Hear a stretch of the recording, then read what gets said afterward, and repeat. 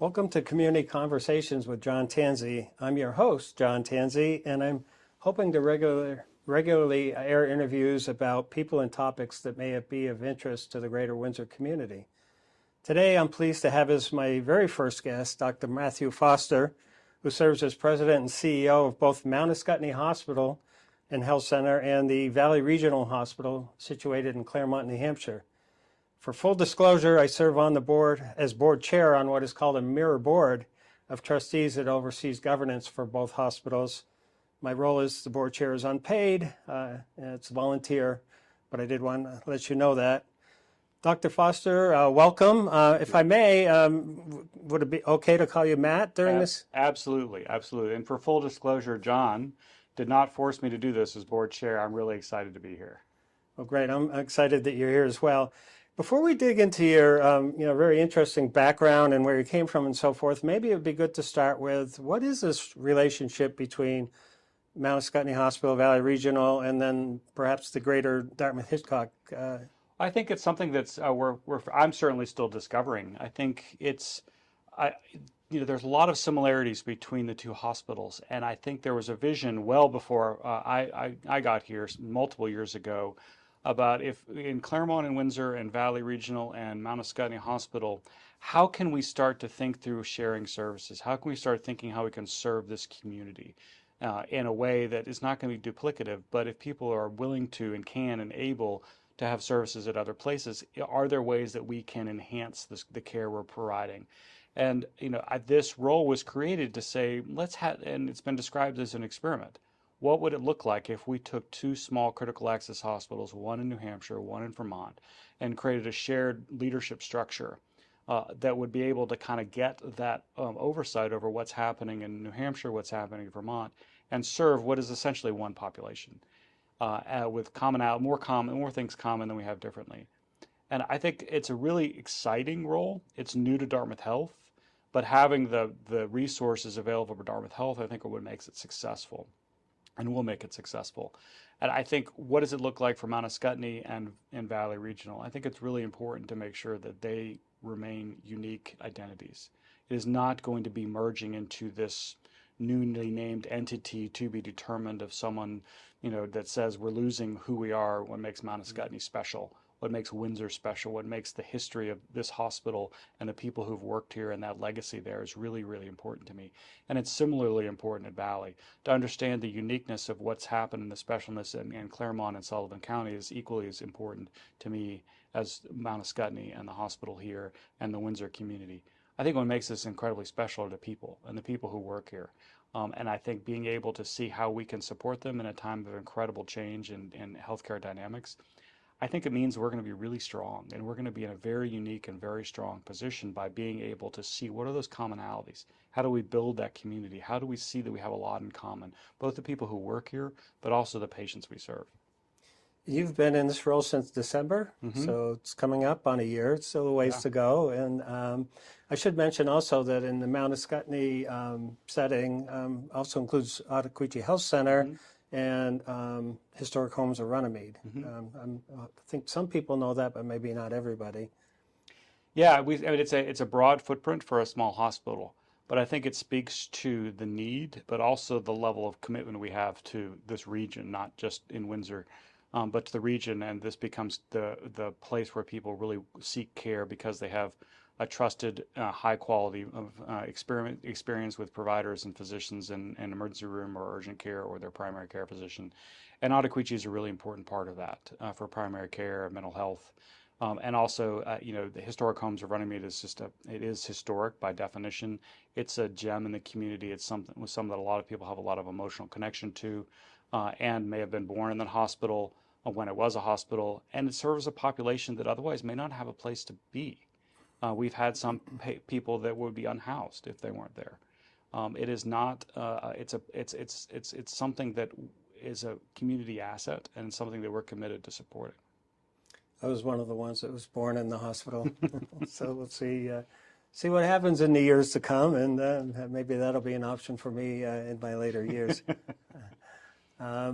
So in addition to just coming in and getting to know two hospital systems, you have the additional job of aligning them in a way that helps they can learn from each other and sync and maybe share ideas and so forth. And what are some things you've noticed in the time you've been here that are maybe strengths of both institutions and some particular challenges?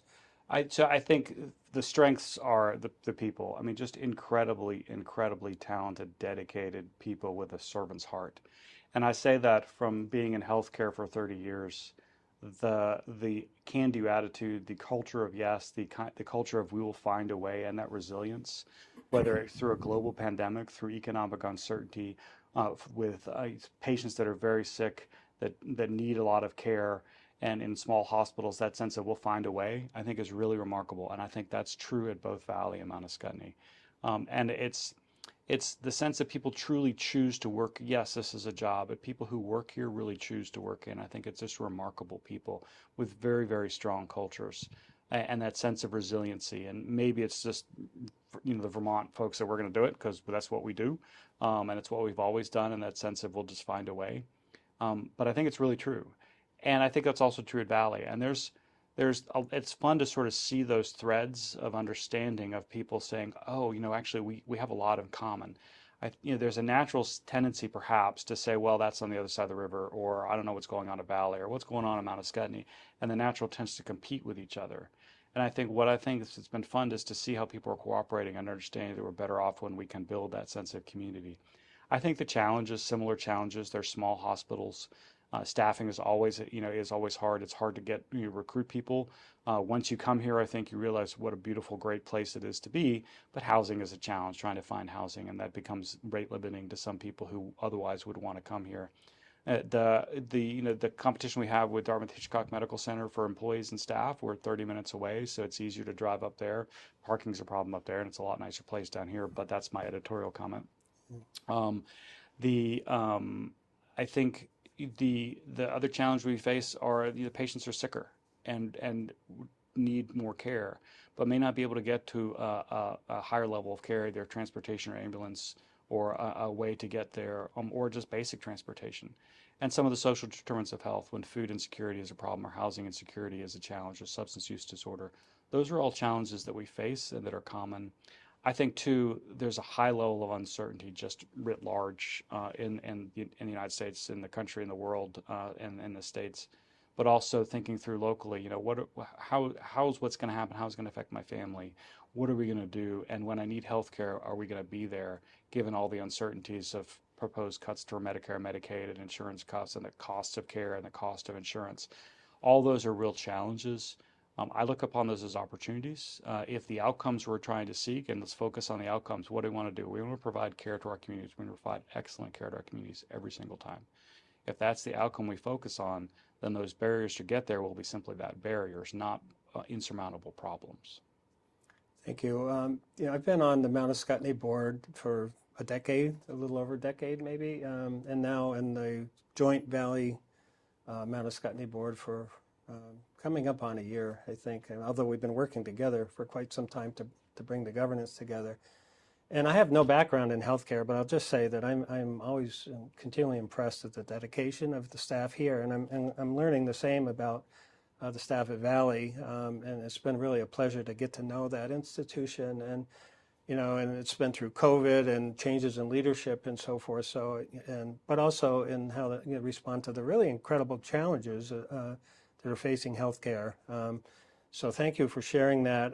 Before we dig deeper into the hospital and healthcare, let's spin back and, how does somebody like you come into this role? Where did you come from? Where did you grow up? And what were you doing before you came here? So we'd like to learn a little bit more about you. Sure. Yeah, no, first of all, I'm really excited to be here. It feels like I'm coming home. I was born in Boston, and my family has deeper New England roots for several generations, and still a lifelong Red Sox fan.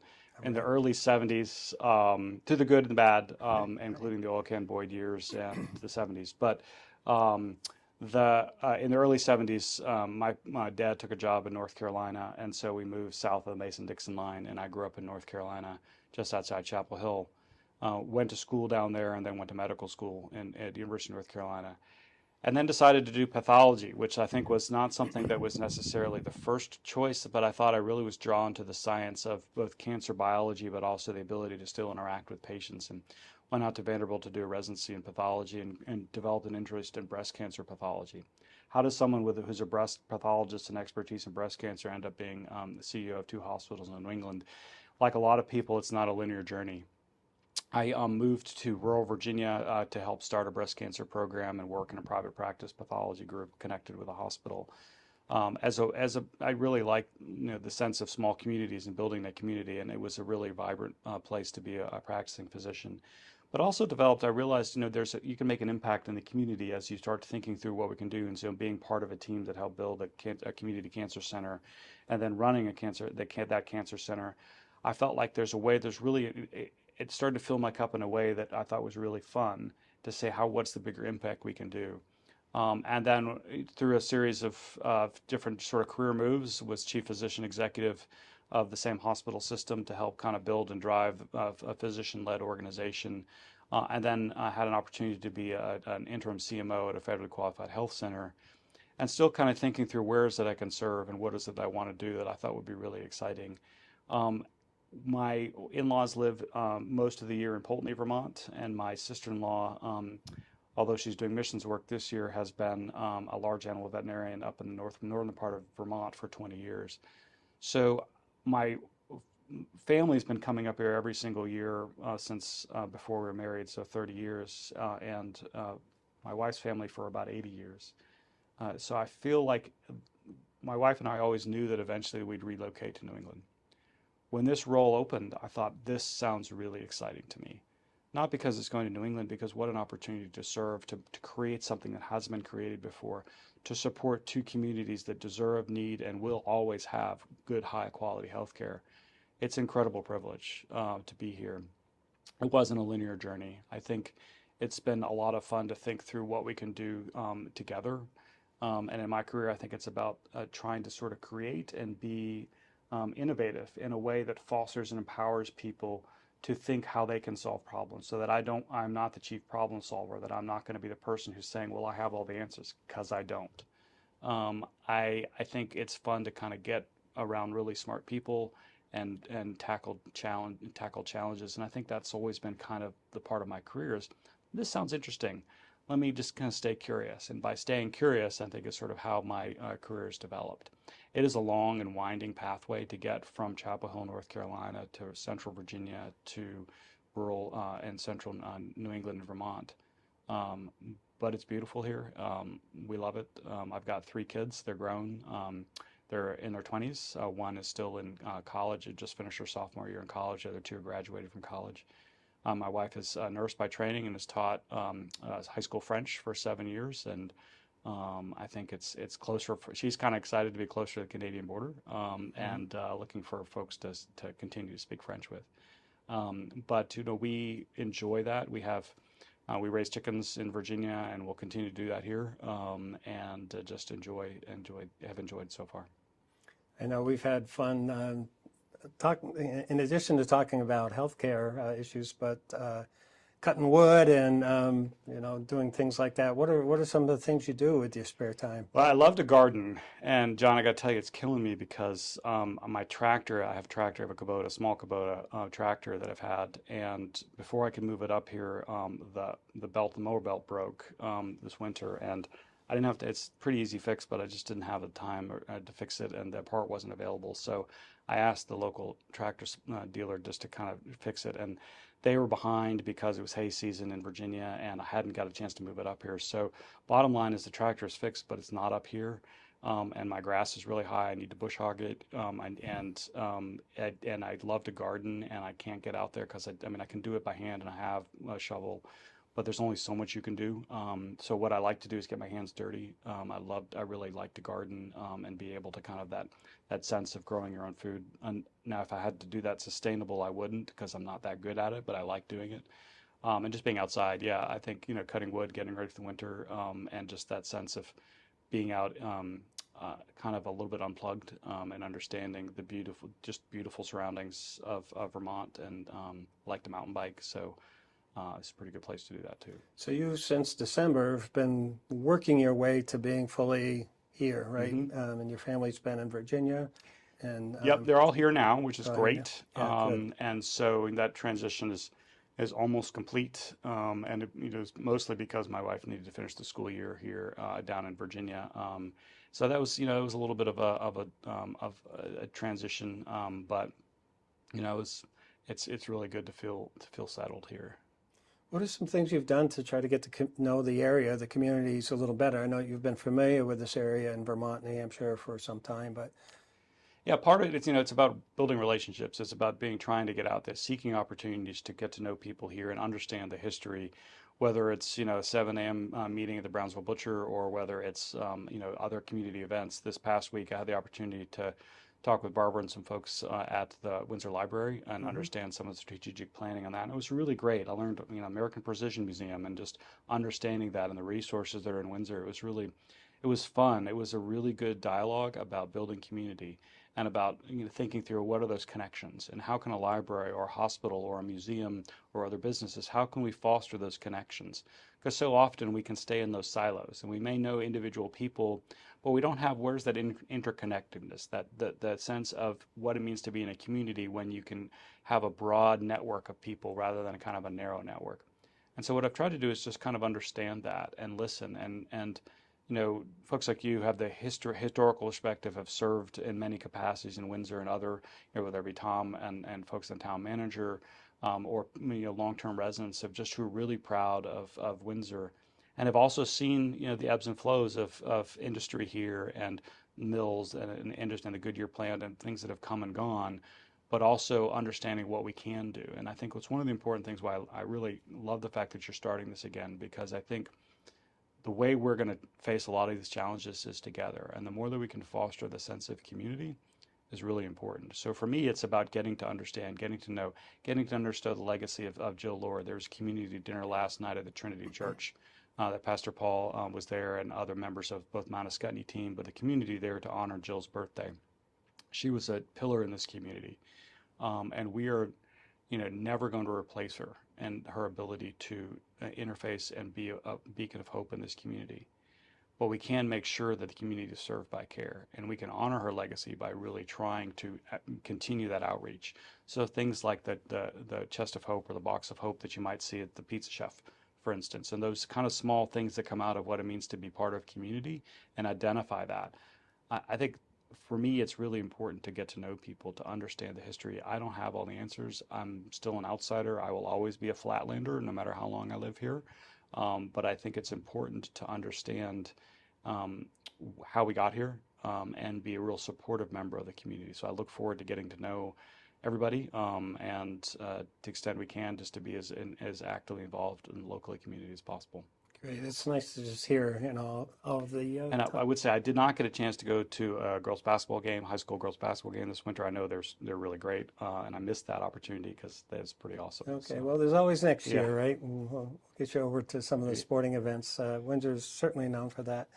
But it's, I think you touched on so many of the local institutions and traditions that are important in building community, and certainly the hospital is one. I mean, not only does it provide excellent health care, but through programs like Jill's and others that, and the employment capacity and what it contributes to the local economy is just incredibly important.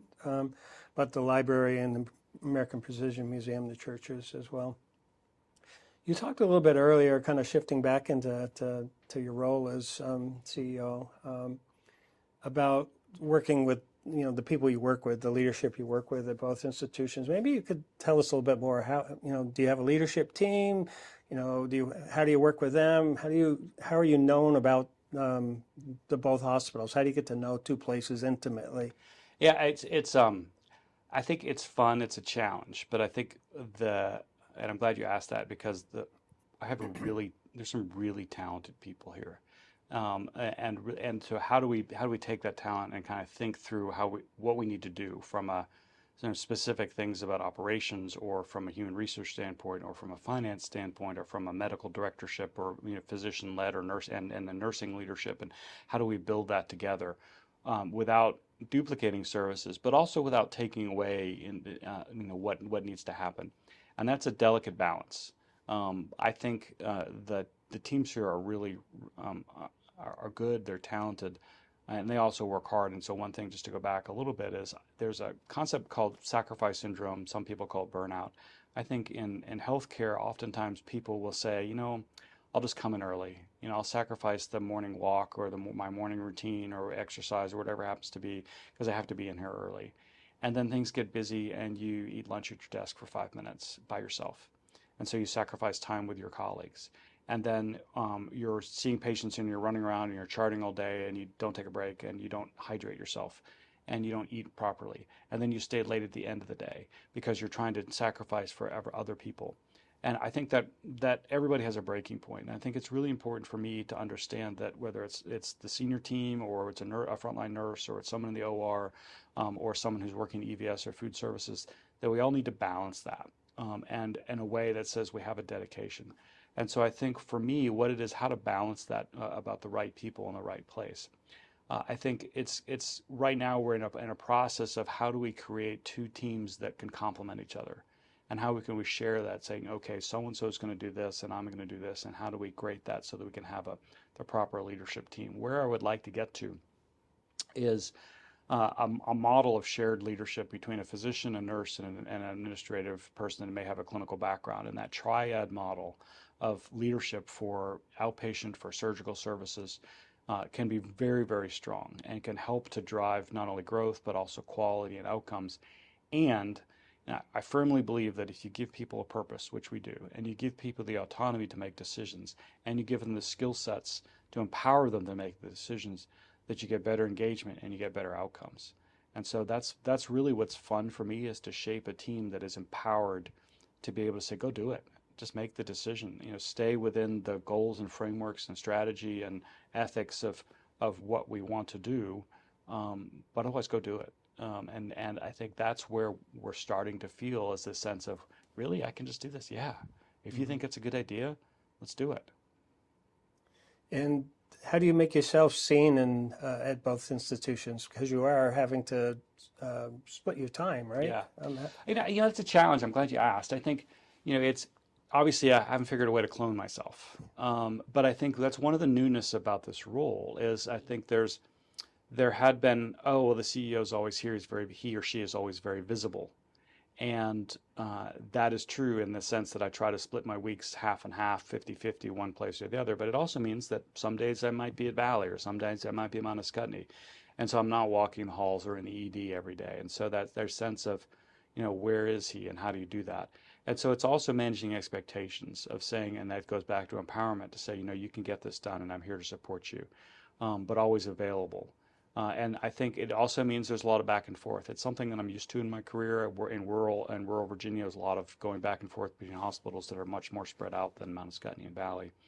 But it means just being present and being fully present for people and being available.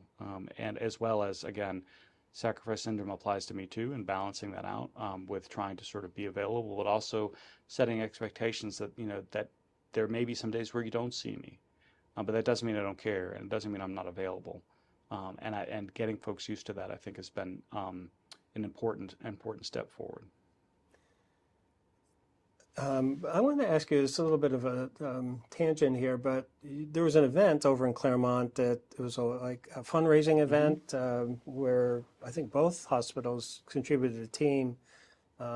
It was pretty significant turnout. Can you tell me about that? Yeah, it was a Turning Points Network, which many people may be familiar with, for an incredible resource for the community for those victims of domestic and sexual assault, and something that's important to support as a hospital, not only from an emergency services standpoint, but just an incredible resource, and that can oftentimes go under-recognized, even though it's more common than we might understand. It's a really neat organization. This was an opportunity for us to say, you know what, we're going to build a team. And this was a grassroots effort. This wasn't my idea. This was folks at MAHHC and Valley said, if we're going to do this, why don't we do this together? So, created T-shirts, that's so Stronger Together with MAHHC Valley. We had 120 people That's for amazing. both employees and family, and come to that event to walk or run that 5K, and it was great. We raised $5,000 Wow. just from our team, and it was really fun to see that. And it was one of those kind of connections to sort of the laughter, the oh you're over at Valley, what do you do, and that sense of getting to know people is how you build stronger communities and build those relationships. And it's fun for me to kind of step back and see that happen organically, because I think that's how it's sustainable. That's great. Well, as we look to the future here, what are some of the challenges specific to each state? Yeah. We have Vermont, I know, is a different regulatory environment than New Hampshire. What would you highlight as Well, there are a lot of, as I mentioned, I like to bike, and one of the rules of cycling is there are headwinds in both directions, always. And so how do we attack those headwinds? I think it's a strong core, and we have that strong core. So I'll start with New Hampshire, which, although complex, is probably less complex than Vermont. I think the small critical access hospitals in some of the proposed cuts for Medicare and Medicaid will have a significant impact. But I think we're in a more stable position because of our affiliation with Dartmouth Health. The level of the severity of illness, the expectations of care are still going to be there. And then what does it look like to provide care in a community that needs care when the cost of supplies and labor are increasing and the recruitment is difficult? Well, those are challenges we face. In Vermont, I think there's a higher regulatory burden. There's a real sense of community, in a sense that we need to tackle some significant problems together. I think the current challenges in economic environment make it limiting of what we can do, but also understanding that hospitals can't be the four walls. We need to be more broad than that. And so, in terms of in the community, the Green Mountain Care Board has tackled a significant crisis with Vermont Blue Cross Blue Shield and insurance premiums, and I think all 14 hospitals are leaning into that. I think the challenge is getting everybody in Vermont to recognize this is a state issue, this is a state crisis, and can't just be on the backs of hospitals. Hospitals certainly need to step up, and MAHHC, as I've told regulators, we're going to do our part on that. I think the challenge is how do we do that and still provide care when we have a cap on revenue growth, we also have a cap on expenses. Cap meaning that if we go over 3% expenses, there may be some penalties for that. It's challenging to do in an environment where labor is going up 7%, supplies are going up 9%, our own employees' insurance premiums are going up 14%. And so there's a lot of things that are out of control, and yet we're asked to say, well, you can't, you have to limit expense growth. So those are challenges that we face from a financial standpoint. I think from a quality standpoint, in making sure that we have high quality care in the most highly regulated industry in the country at a time of considerable uncertainty when it comes to what those rules and regulations are going to be and are going to be held standards to, not the least of which what's happening in the federal government when talking about proposed Medicare and Medicaid cuts that would have a significant impact on rural hospitals. All that being said, MAHHC is going to be here. We have the advantage of being part of the Dartmouth Health System. We're financially sound and stable. We have an incredibly good crew of people that are really committed to this, and I'm certainly committed to figuring out how to work with us and in a way that's positive. So one of the things that we're thinking through, okay, if we need to address some of those challenges, how do this constructively? And that starts with dialogue. It starts with trying to get key stakeholders in the room, which we've done on multiple occasions throughout the state to try to address that. I think the biggest challenge we face in Vermont is economic, and the sense of sustainable health system when the cost of care is extraordinarily high. And so how do we reduce that cost of care while still maintaining all the services that we offer? That's the challenge that we face. It's not impossible, but it's going to take some real creative thinking. Great, thank you. My goal is to keep these interviews to under half hour, so we're coming up on that time. I'd like to think it'd be, I could invite you back to talk maybe about specific services or other things if you'd be interested. I'd love to. But as we close here, do you have closing comments, including, what maybe you could touch on what's the best way for people to reach out to the hospital for feedback or questions too? Well, yeah, I mean, you can always call the hospital and call the main line, and Lori or someone will answer that. I think also, just in reach out or comments or stop by and provide comments. And I think it's really helpful for that feedback. I think, closing comments is, I am an eternal optimist. I came here because I think this is an incredible opportunity. It's an incredible opportunity to serve a community that has and will and continue to have really excellent health care. I'm excited about that. I'm also stubborn and persistent. Yeah, there are a lot of challenges. There are a lot of hard things. I look at that as opportunities to kind of think through how we can do, because regardless of what changes at the federal level, regardless of what changes at the state level, people are going to get sick. They're going to need care. People want to stay healthy. How do we keep them healthy? Hospitals and healthcare has been here for millennia in different versions. We're always going to be here. So we're in that moment of now is how do we adapt? How do we change without changing the fundamentals of what we want to do, which is first, do no harm. Secondly, provide outstanding care, be true to our mission, and serve the community. We're going to continue to do that.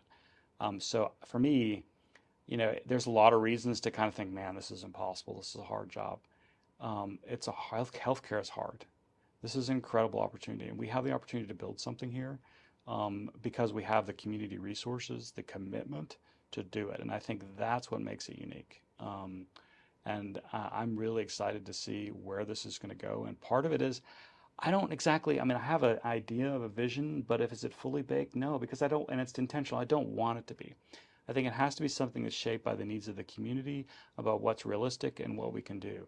And involving people in that process is what really makes it fun.